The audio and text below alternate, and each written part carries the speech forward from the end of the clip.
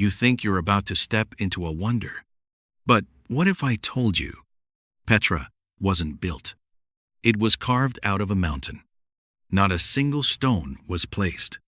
Stone was removed, one chisel strike at a time. And every strike was a decision that could never be undone. Here, a mistake doesn't leave a crack. It leaves a void forever. But the bigger secret lies in what you can't see. Petra didn't survive because of stone. It survived because of water redirected through the desert. An invisible system that sustained an entire city. And when that system broke, Petra wasn't defeated. It was simply abandoned. And there's one more thing that makes this even harder to understand. What you're seeing today might only be the surface. The rest of Petra may still be sleeping beneath the sand. So, is this really a city? Or a massive secret carved into stone? Let's go inside. We're talking about Petra, an ancient city in southern Jordan, hidden among towering red sandstone mountains. Petra was once the capital of the Nabataean kingdom, thriving from around the 4th century BC to the 2nd century AD. At its peak, it was home to roughly 20 to 30,000 people, with temples, a theater, plazas, and fully developed residential areas. In 1985, Petra was designated a UNESCO World Heritage Site, and today it's considered one of the most important archaeological wonders in the Middle East. Let's explore the fascinating secrets of Petra. Petra, the Rose City. Petra is known as the Rose City, not because of some romantic legend, but because the entire city was carved into naturally rose-colored sandstone. What's fascinating is that Petra's color isn't fixed. In the morning, the stone looks soft pink, almost powdered. At noon, it turns a deep burnt orange. And at sunset, the entire city glows a dark red, as if someone lit a fire inside the cliffs. Petra wasn't just built with stone. It was built with light. Light redraws the city every single day. And that soft, rose-colored beauty makes people forget something important. Beneath that delicate surface are millions of chisel strikes that can never be erased. So if no stone was ever laid, how exactly did they build this city? The entire city was taken out of the mountain. Petra wasn't constructed. It was extracted from the mountain. No stacked walls. No laid bricks. No cranes. Nabataean stoneworkers stood at the top of the cliff and began carving downward, from the top to the bottom, layer by layer, the opposite of conventional construction logic. If they had started from the bottom, the upper portion could have collapsed at any moment. So they chose the method that seemed riskier, but was actually safer. There were no drafts here, no corrections. One wrong strike, and that massive facade would carry the scar forever. Imagine sculpting a statue over 130 feet tall, except the statue is an entire cliff face. And it wasn't just the treasury. A theater seating 7,000 to 8,000 people, carved into stone. Temples, carved into stone.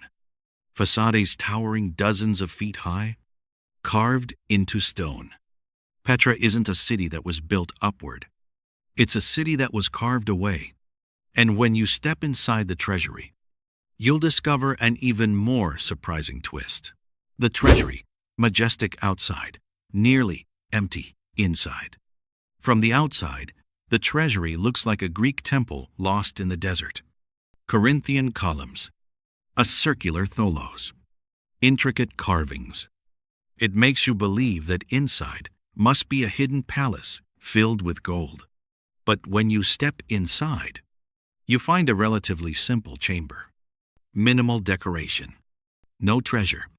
The Nabataeans invested almost all their effort into the facade. the first thing people would see, because they understood something powerful.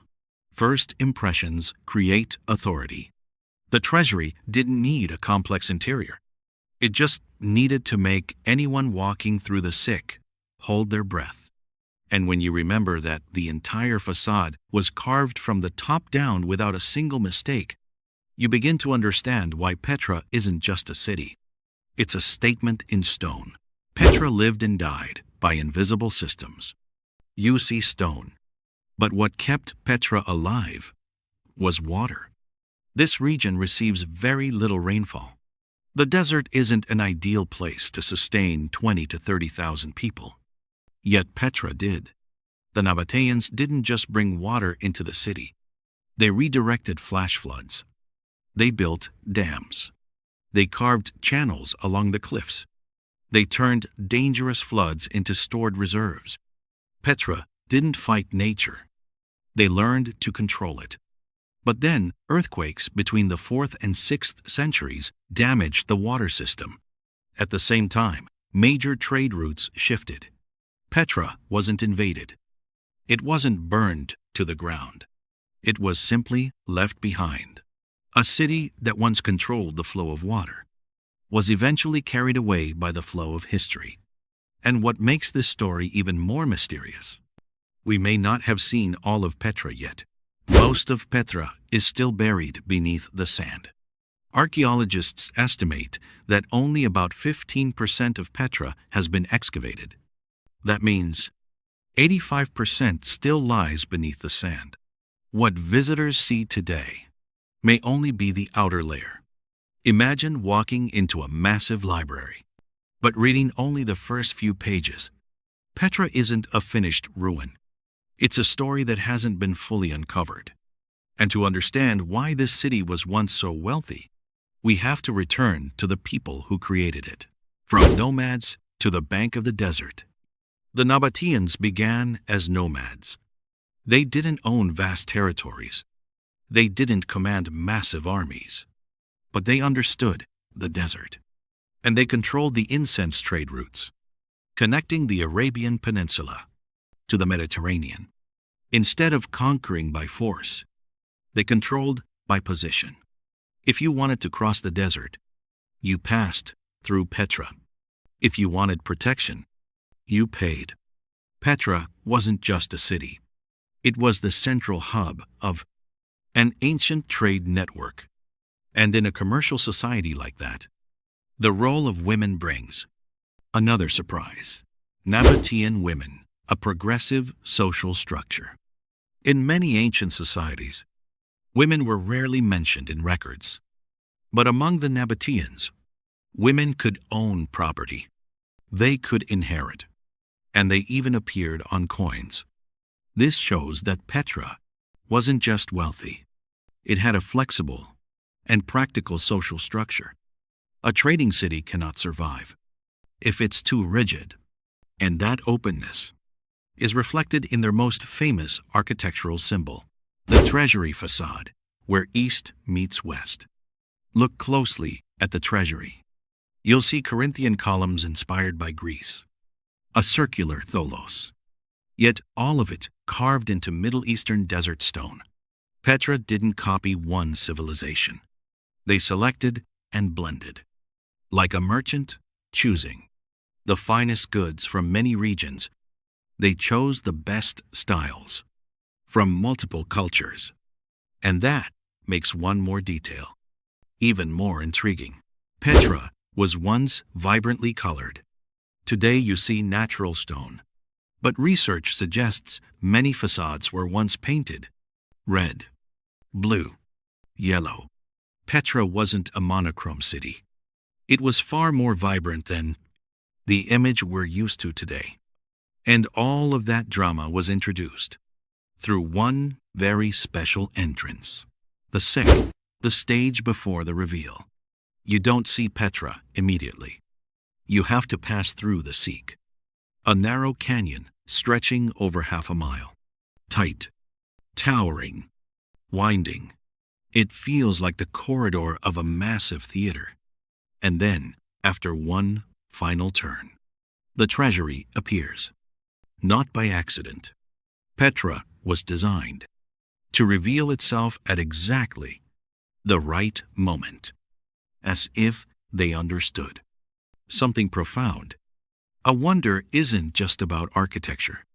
It's about how it's revealed. Before leaving Petra, you've just seen a city that wasn't built upward, but carved out of a mountain.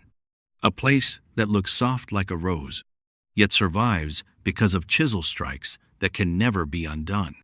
A city that once controlled water in the desert, and then disappeared when those flows shifted. And perhaps most of Petra still sleeps beneath the sand. If you had to choose one thing that changed the way you see Petra, what would it be? Share your thoughts in the comments. I genuinely want to know which part stayed with you the longest. And if you enjoy looking at famous landmarks not just as monuments, but as mysteries carved into stone, make sure to subscribe, because there are many more iconic structures waiting to be seen from a completely different perspective.